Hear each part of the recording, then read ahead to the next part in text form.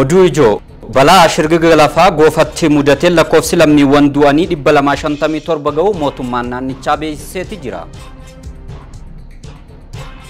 Naannoon Amaaraa darara hidhattoonni fiinxaaleeyyiidha lammiiwwan nagaa irratti raawwataniin seenaa qaanyee isaa jechuudhaan balaaleeffateeti jira. Haasaa Benjaamin Netanyaa'uudha koongirensii Ameerikaa irratti taasisan hordofuudhaan Waashingtan keessatti hiriirri mormii jabaateeti jira.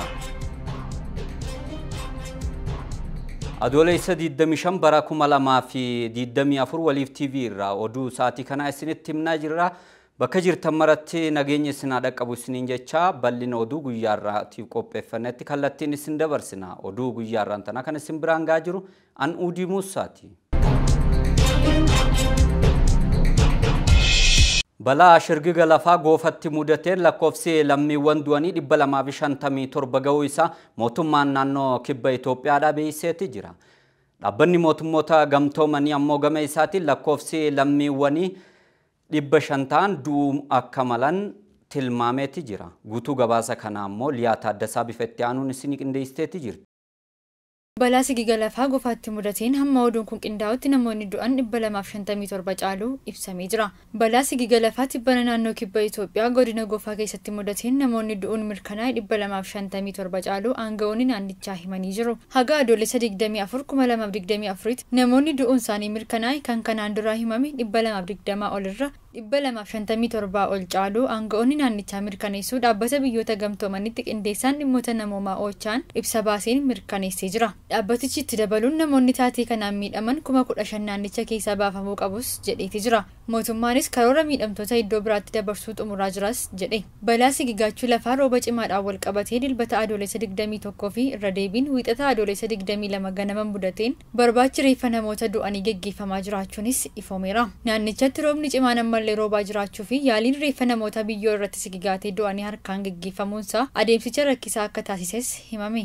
Gareen xiinxaltoota namoomaa eejensii waloo bakkicha qaqqabees yeroo ammaa karaa wiirtuu walta'iinsa balaa tasaa hundeeffameetiin yaalii taasifamaa jiru gargaaraa jiraachuus Oochaan beeksiseeti jira. Dhaabbanni fannoo diimaa Itoophiyaas konkolaataawwan deeggarsaa lubbuu baraarsaaf oolan fe'an 4 bakkicha qaqqabaniiti jiru. Qondaalonni naannichaa magaalota itti dhiyoo jiraniitii sirreeffamtoota fiduun lafa qotanii reeffa baasuu irratti akka gargaaraniifis hojjechaa jiraachuu himaniiti jiru. Haga ammaatti maashinoota gurguddaa galchuun lafa qotuun hin danda'amne. Namoonni deeggarsaaf deemanis lafa bu'aa ba'iin itti baay'atu irra miilaan deemuun achi ga'uu qabu. Bulchiinsi magaalaa Finfinnee balaa shirgiga lafaa godina Goofaatti dhaqqabee hordofee deeggarsa namoomaaf kan oolu birrii miliyoona 45 kennuu ibseeti jira. Kantiibaan magaalichaa Aadde Adaanech Abeebee fuula Facebook isaanii irratti miidhamtootaaf jajjabina hawwuun deeggarsa birrii miliyoona 45 fi meeshaalee adda addaa marsaa jalqabaan gumaachuu himaniiti jiru. Balaa Goofaatti mudate ilaalchisuun UN ibsa baaseen lakkoofsi namoota shirgiga lafaan du'anii 500 gahuu akka danda'u ibsee jira. Waajjirri qindeessituu dhimmoota namoomaa dhaabbata mootummoota gamtoomanii akka ibsetti lakkoofsi namoota walduraa duubaan shirgiga lafaa kibba Itoophiyaa zoonii Goofaa keessatti mudateen lubbuu isaanii dhabanii namoota 500 gahuu malas jedhee jira. Gabaasni godinicha akka mul'isutti lakkoofsi namoota du'uun isaanii mirkanaa'e 257 caalee akka jirus beeksisee jira. Baankiin daldala Itoophiyaadhaa lammiiwwan balaa shirgiga lafaa mudateen Goofaadhaatti miidhamaniif deeggarsa birrii miliyoona 5 taasiseeti jira. Baankiin daldala Itoophiyaadhaa lammiilee sababa balaa shirgiga lafaatiin Goofaadhaa ganda Keenchoo Saachaa Gooziiditti miidhamaniif deeggarsa birrii miliyoona 5 taasiseeti jira. Deeggarsi kun deeggarsa hooggantoonni fi hojjettoonni baankichaa taasisaa jiraniin cinaadhaatti akka ta'ee fi deeggarsa dabalataa taasifame ta'uudhaas ammoo miidiyaalee hawaasummaa irratti barruu baankichi maxxanserraa hubachuun danda'ameeti jira. Baankiin daldala Itoophiyaa bakka adda addaatti balaa uumamas ta'e balaa namtolcheetiin lammiiwwan miidhaman yookaan ammoo lammiiwwan miidhaan mudataniif dafee baankii dhaqqabus ijaameeti jira. Baankichi fayyaa, barnoota, eegumsa naannoo, hojii ishaaraa magariisaa, hojii deeggarsa namoomaatii fi dameewwan biroo irratti dirqama hawaasummaa isaa bahuun waggoota 5 dabran keessatti deeggarsa birrii biliyoona 3.4 taasisuu isaa beeksiseeti jira. Naannoon Amaaraa dararaa hidhattoonni fiinxaaleeyyii faannoodhaa lammiiwwan nagaa irratti raawwataniin seenaa qaanyee isaa jechuudhaan balaaleeffateeti jira. Guutuu gabaasa kana waa'illi keenya Girmaa Guddisaa akka itti aanutti isin qindeesseeti jira.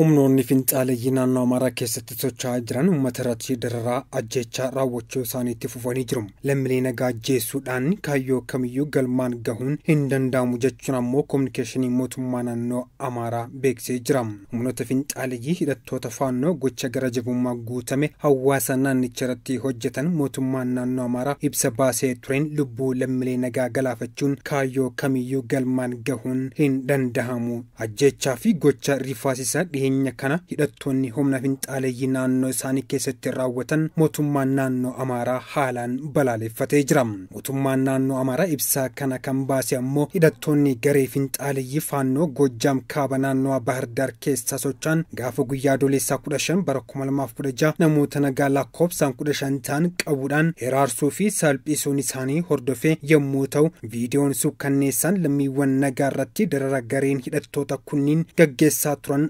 agarsiisu toora miidiyaalee hawaasaa irratti baay'inaan qoodamaa turee jira. Mootummaan naannoo Amaaraa ibsa isaa kanaan humnoonni hidhattoota finxaaleeyyii naannicha keessa socho'an namoota qabanii turan keessaa 3 haala gaddisiisan ajjeesuu fi namoota kaan ammoo fudhatanii baduu isaanii addeessee jira.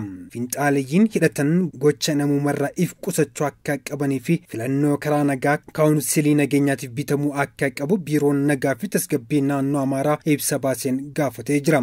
Ibsa isaatiin biiroon nagaa fi tasgabbii naannoo Amaaraa nageenyi boora'uun tajaajilli geejjibaa gufachuun namoota nagaa ugguru saamuu fi ukkaamsuun akkasumas ammoo qaala'insa jireenyaa rakkoon nageenyaa dhalchee naannichatti lammiiwwan qoraa jiraachuu biirichi himatee jira.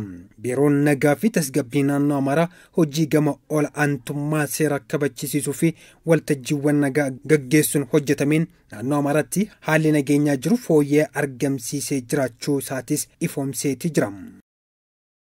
Waggoota dabran keessa lakkoofsi beela yeroo dheeraatiif lammiiwwan saaxilamanii dabalaa waan dhufeef bara 2030tti beela addunyaa dhaabsisuudhaaf sochiin taasifamu dhaabbatee jiraachuu dhaabbanni mootummoota gamtoomanii gabaasa baaseen ifoomseeti jira. Guutuu gabaasa kanaa Beenyaa Shiiramuu akka itti aanutti isin qopheessee jira. Waggoottan darban keessa lakkoofsi namoota beela yeroo dheeraaf saaxilamanii dabalaa waan dhufeef bara 2030tti beela addunyaa dhabamsiisuuf galma kaa'ame milkeessuun waan hin danda'amne fakkaataa jedha gabaasni dhaabbata mootummoota gamtoomanii. Gabaasni waggaa wabii nyaataa fi soorata addunyaa roobii darbe maxxanfame akka addunyaatti bara 2023 keessa namoonni gara miiliyoona 733 ta'an beela'amaaf saaxilamuu isaanii ibseera. Kunis akka addunyaatti namoota 11 keessaa namni tokko, akka Afriikaatti immoo namoota 5 keessaa namni tokko sababa wal dhabdee fi jijjiirama qilleensaan rakkoo hawaasa dinagdeen miidhaan irra gahaa jira jedha gabaasichi. Beelli addunyaa olaanaa mudatee hin beekne kun lammiileen miiliyoona 733 ol beela injifachuu hin dandeenye waliin wal'aansoo wal qabaa akka jiraatan isaan taasiseera jedha gabaasichi. Bara 2023tti namoonni miiliyoona 713 hanga 757 ta'an kan uummata addunyaa keessaa 8.9 fi 9.4 waliin wal simu beelli ulfaataan isaan mudachuu akka dandeessu tilmaameera. Lakkoofsi kun immoo giddu galeessaan yoo ilaalamu kun kan bara 2019 wal bira qabame yoo madaalamu gara miiliyoona 152 akka caalus gabaasni dhaabbata mootummoota gamtoomanii kun ifoomseera. Dhaabbata nyaataa fi qonna dhaabbata mootummoota gamtoomanitti daayirektarri kutaa qorannoo dhimma dinagdee Deevid Laabordee akka jedhanitti naannolee tokko tokkotti jijjiiramni muraasni jiraatus sadarkaa addunyaatti haalli kun hammaataa dhufuun isaa yaaddessaa ta'aa akka dhufedha. Waggoota 9 dura yeroo bara 2030tti beela dhabamsiisuuf karoora baafannee hojii eegalle caalaa har'a haala hammaataa keessa jirra jechuun dhaabbata oduu Rootersiif kan himan yoo ta'u, daayirektarri kun qormaanni beela hammeessan kanneen akka jijjiirama qilleensaa fi waraanni naannoo waggoota 10 dura yaadame caalaa hammaataa dhufeeras jedhan. Yoo amma adeemsi jiru haala kanaan kan itti fufu ta'e dhuma waggoota 10 dhufanii kanatti namoonni gara miiliyoona 582 ta'an yeroo dheeraaf rakkoo beelaa keessa akka turan gabaasichi akeekeera. Adeemsa naannoon garaagarummaa guddaa kan qabu ta'us Afrikaa keessatti rakkoon beelaa dabalaa wayita dhufe kanatti baay'inni uummataa guddachaa dhufuun waraannii fi jeequmsi qilleensaa babal'achuun rakkoo baay'ee ulfaataa akka tures eereera. Faallaa kanaatiin immoo Eeshiyaa keessatti jijjiiramni hangaan baay'ee xiqqoo kan mul'ate yoo ta'u, Laatin Ameerikaa keessatti immoo fooyya'insi gaariin mul'ate jiraachuudha. Gabaasni kun bara darbe namoota biyyoota galii gadi aanaa qaban keessaa 71.5 biyyoota galii olaanaa qaban keessatti immoo dhibbeentaan 6.3 nyaata madaalawaa ta'e argachuu akka hin dandeenye ibseera. Nyaata madaalawaa ta'e argachuu dhabuun immoo guddina jireenya dhala namaa irratti dhiibbaa kan qabu yoo ta'u, keessattuu daa'imman qaamaa fi sammuun gahoomanii akka hin guddanne kan taasisu yoo ta'u, ga'eessonni immoo irra caalaatti dhibeef akka saaxilaman kan taasisudha jechuun Daayiriktarri olaanaa UNICEF Kaatiriin Raasil ibsa kennaniin dubbataniiru. Hanqina nyaata daa'immanii dhaabuuf hatattamaan faayinaansii cimsuu qabna, addunyaan dandeessii gochuus qabdi, kun dirqama lammummaattis jedhan. UN biyyoota baay'ee gargaarsa barbaadan akka argatan gochuuf akkaataan sochii farra beelaa kanaaf maallaqaan gargaaramuu jijjiiramuu qabas jedhameera. Wantoota hojjetamu qindoominaan hojjechuu, namni hunduu waan hunda hojjechuuf yaaluu dhiisee garuu immoo dhugumaa waan hojjennuuf eessatti baay'ee xiyyeeffachuun akka barbaachisu irratti xiyyeeffachuun murteessaadhas jedhameera.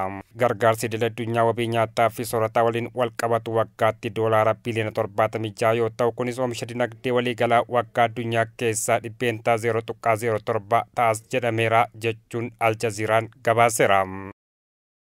Jimmaa aanaa mannatti balaa tiraafikaa mudatee lubbuu namaatii fi qabeenyarra miidhaan dhaqqabeeti jira.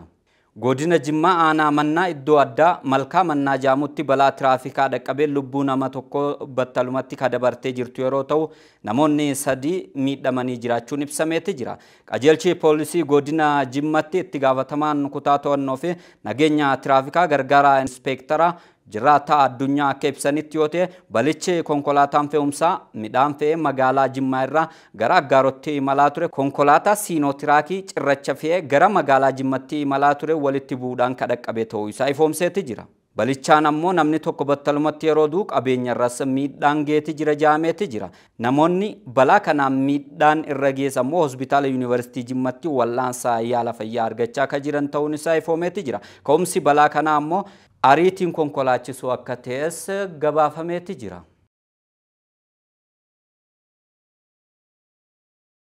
Oduu biyya alaatii fi oduu xumuraatiin haasawa ministeerri muummee Israa'el Benjaamin Netanyaa'uun Waashingtanitti argamuudhaan Koongirensii Ameerikaa fuulduratti taasisan hordofuudhaan Waashingtan DC keessatti hiriirri mormii dhoo'eeti jira. Qondaalli Filisxeem kan UK jiru ammoo gama isaatiin guyyaan kun seenaa Ameerikaa keessatti guyyaa qaanyeessaadha jechuudhaan haasaa ministeerri muummee Israa'el Koongirensii fuula duratti taasisan qeeqeeti jira. Guutuu gabaasa kanaa ammoo waa'illi teenya Asaantii Muhammad akka itti aanutti isinii qindeessiteeti jirti. Awurooppaatti itti gaafatamaan ergamaa Filisxeem haasaa ministeerri muummee Israa'el kaleessa Koongireesii Ameerikaa irratti taasisaniin booda Ameerikaan gahee tasgabbii fi nageenya addunyaa keessatti qabduuf harri guyyaa salphinaati jechuun ibsan. Netaniyaahuun addunyaa guutuutti waan loogiin irra jiruu fi biyya keessatti ammoo himannaan malaammaltummaa waan isa mudatuuf Koongireesii Ameerikaa qofaatu dhaggeeffata jedhan. Zoomloot akka jedhanitti miseensonni mana maree Ameerikaa Netaniyaahuun hanga ammaatti Raafaa fi Kahan Yuunus irratti boombii darbachaa osoo jirtu isaaf harka rukutuun isaanii baay'ee nama gaddisiisa jedhan. Muummeen ministeera Israa'el jiddugala qorannoo sobduu jechuun namoota booji'aman gadhiisisuudhaaf waliigaltee dhukaasa dhaabuu mirkaneessuuf kutataa miti jedhan. Zoomloot itti dabaluudhaan Netaniyaahuun gara Ameerikaa kan dhaqeef waan tokko qofaa fi innis Ameerikaan gargaarsa meeshaalee waraanaa Israa'eliif taasiftu akka saffisiistu amansiisuudhaan ittiin Gaazaa haleeluu itti fufuudhaafi jedhan. Israa'el duula waraanaa Gaazaa keessatti gaggeessaa jirtu duguuggaa sanyii waliin wal hingitu jechuun himannaa dhiyaate cimsitee mormuudhaan kan irratti xiyyeeffate Hamaas ta'uu himti. Mormitoonni warra Filisxeen deeggaran Waashingtanitti daawwannaa Beniyaamin Netanyaahuu guyyaa dheekkamsaa akka ta'u akeekkachiisaniiti jiru. Mormiin wayita cimettis namoonni kumaatamaan lakkaa'aman daandii Waashingtan DC irratti walitti qabaman. Achiinis fiishkaa afuufuudhaan shubbisaa, alaabaa mirmirsaa fi dhaadannoo dhageessisaa turan. Sana booda ammoo Netanyaahuun haasaa Koongiresii gubbaatti taasisan erga xumuranii booda hiriiraan ba'an. Gara daandii buufata Yuuneenitti osoo deemaa jiranis sarara poolisiin daangeessee ture irratti ol qaxxaamuran. Kana hordofuudhaan poolisiin gaazii imimmaanessaa itti biifuudhaan kaan isaanii to'ate. Dureewwan isaaniitis to'atamuudhaan harki isaanii hidhamee karaa cinaa ciisaa akka turan gabaafameeti jira. Waliif TV irraa oduun isin biraan gaa turre kanumaan raawwateeti jira. Qophiilee Waliif TV kaafanatti dhufu yeroo gaarii qabaadha.